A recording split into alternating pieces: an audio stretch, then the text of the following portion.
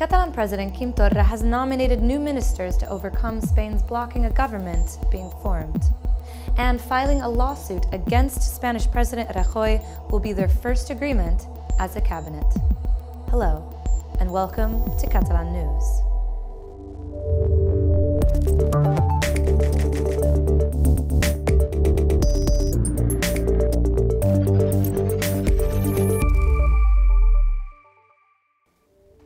Today, Catalonia saw an unexpected turn of events.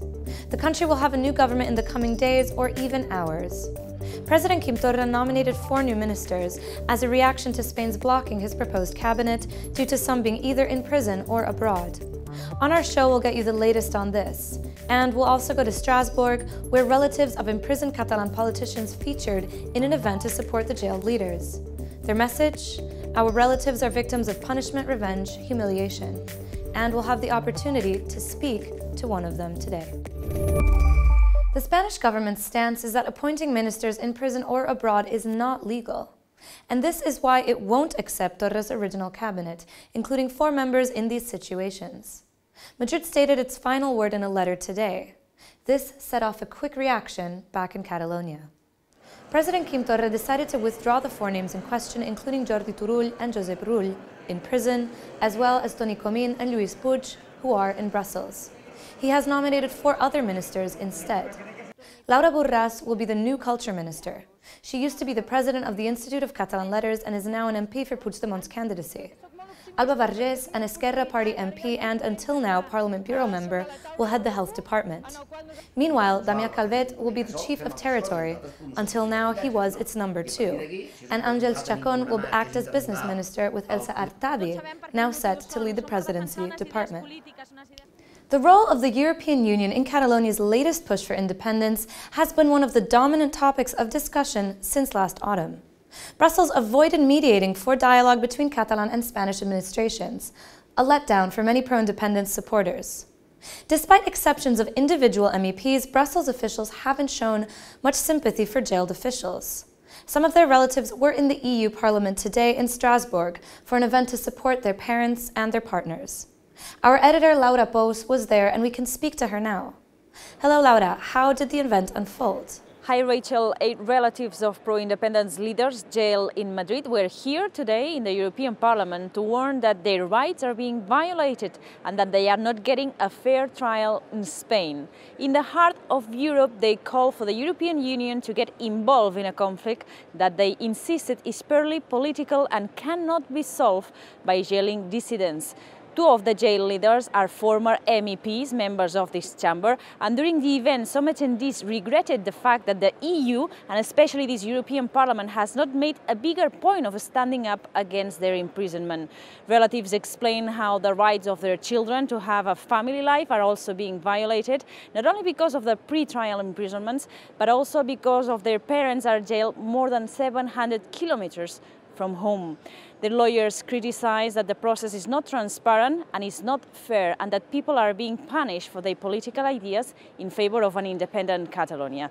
Many admitted that their last hope is precisely this city, Strasbourg, where the European Court of Human Rights is based. But before the European judges intervene, they fear their loved ones could spend years and years behind bars. And any time in prison is, in their view, only a punishment and an act of revenge against their political ideas. Tot aquest temps de presó ja no els hi tornarà ningú. I per tant és un càstig, és una represàlia, és una venjança, és una humiliació que ells ho saben, però malgrat això doncs, som on som i per això som avui aquí, per dir-ho ben clar. Quan tenim 2 menors que se'ls està negant de viure amb el seu pare. Els meus fills a la pràctica veuen el pare 2 hores en el vis-a-vis familiar, 2 hores al mes. Of all the Catalan political prisoners, I know just one personally very well, and I consider him as a friend, and that is Raúl Romeva. It kills me to know that this man has been imprisoned for more than 100 days, and I agree with Jordi that this parliament has been so silent up till now, well, the majority, but I can assure you, you are not alone. I am still ashamed for how this parliament is reacting on the events and processes, political processes in Spain. One of the relatives speaking at the event today was Ana Forn. She's the daughter of Quim Torra, the deposed Catalan minister, who has now been in pretrial prison for almost 7 months. In fact, he spent more time behind bars than in office. We can now connect with his daughter in Strasbourg to ask her some questions. Hello, Ms. Forn. Hello. First of all, what was the main objective of your visit to the European Parliament? So we came here in the European Parliament to explain the situation that we are living in Spain, where to explain the democratic regression. And as it's seen that the Spanish state is using the judiciary in their convenience to solve a political cause, we came at the heart of Europe because the European Union is based on dialogue and politics, which is the only solution to find a pacific and democratic response or solution. Why do you think the European Parliament and other EU institutions are avoiding showing sympathy for jailed Catalan leaders? Well, I know that it's difficult for the European members of the Parliament to attend all the meetings that they have, and I also think that most of them, because the European Union sometimes it's protective of the states that form it, sometimes they don't have the courage sometimes to do what they should, in my opinion, to protect the rights that are infringed, in this case, in Spain. Not only in our case with the political prisoners, but as we have seen, also with the guys in Alsace, and also with the singer Baltonic. And are you hopeful regards Europe and your father's cause? Well, I must have hope, but because basically I think it's the only hope we can have. The problem is that it will take time, and all the time that the Spanish institutions or the Spanish judiciary have my father held in jail, this time won't be recovered. And yes, I expect a lot from the European Union, and especially from the court in Strasbourg, but because it's the only hope I can have. Thank you very much, Ms. Forn. Thank you. Action is not only unfolding in Strasbourg, though. In Barcelona, some parties demanded that the newly elected president give explanations of his work. But his candidacy claimed this is nonsense, as he still had no government. This happened just before the unexpected turn of events that we've just told you about. Meanwhile, in Madrid, last-minute discussions are taking place over Rajoy's vote of no confidence, called by the socialists. And whether it will be successful remains all but unclear. As the vote of no confidence against Mariano Rajoy draws closer, expectation and uncertainty over the result grows. The socialist leader, Pedro Sánchez, who is behind the initiative to challenge Rajoy, could end up as the Spanish president by the end of the week. But before that, he will need to bring the Catalan pro-independence parties on board. They're the same parties he helped remove from power in Catalonia with his support for direct rule of the country in October 2017. Carles Puigdemont's parliamentary group is open to the idea, but only if Catalonia's self-government is improved. They have not forgotten the role of the socialists in those critical days last autumn.